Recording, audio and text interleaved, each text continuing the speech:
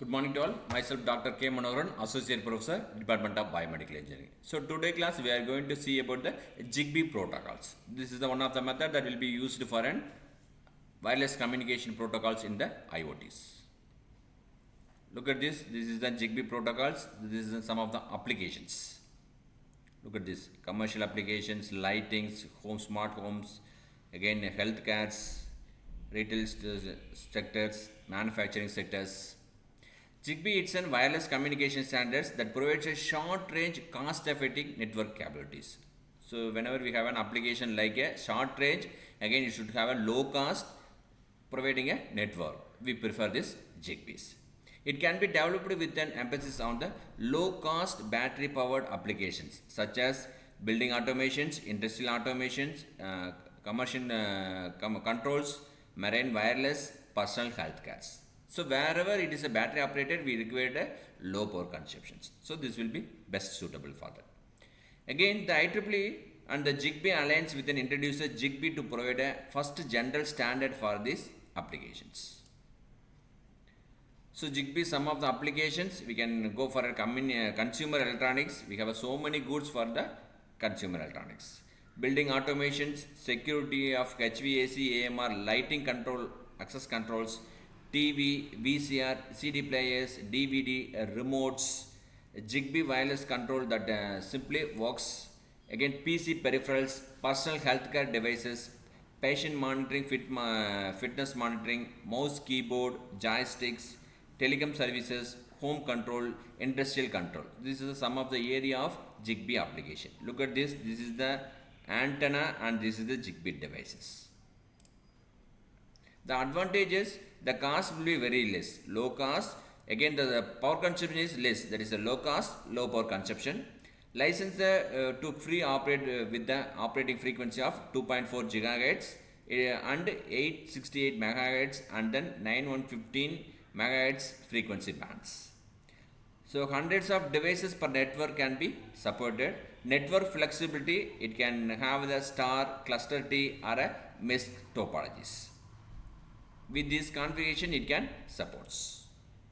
Zigbee devices types, we have two things, one is RFD and another one is FFDs.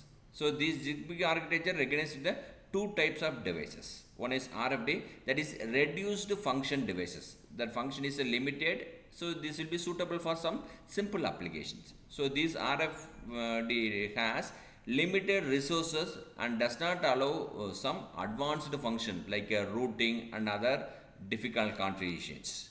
It will be a low cost device solutions. Again FFD, this is a full function devices. Each Zigbee network can have a designated with FFD that can a network coordinator and it acts as an administrator for that network. It take care of that organizing of that particular networks. So it have a higher capability, there is a full swing capability will be available for this FFD devices. The characteristic of Zigbee is it is a low power consumptions. The data rates will be very low, that is 20 to 250 kilobits per second. It can communicate with the short ranges, that is 75 to 100 meters. Network join time, this is the time required for establishing communication. So network join time will be less than 30 milliseconds. It supports a small and large networks. So for if you take a small network also we can use this Zigbee. Again for a large network also we can use this. That means up to 65,000 devices can be possible in the concept as per theories. But practically that will be not possible. Practically normally we take up to 20 to 40 devices for communications. It's a low cost of product. It's an implementation cost will be very cheap. So because this is the open source protocols. Again it will be useful for extremely low duty cycles. Again this supports the 3 frequency bands with the 27 channels.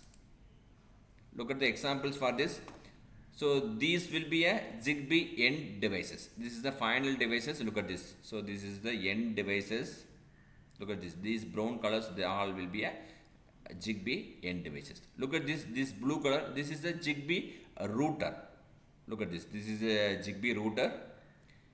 Sorry, this is the Zigbee router will be, this is Zigbee router and this is another Zigbee router. So this is the blue colors will be a Zigbee routers. Zigbee coordinator, this is the coordinator.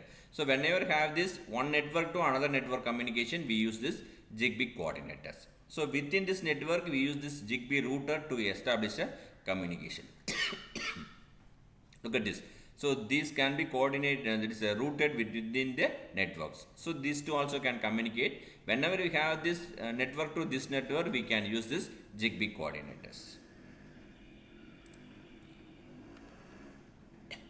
Thank you.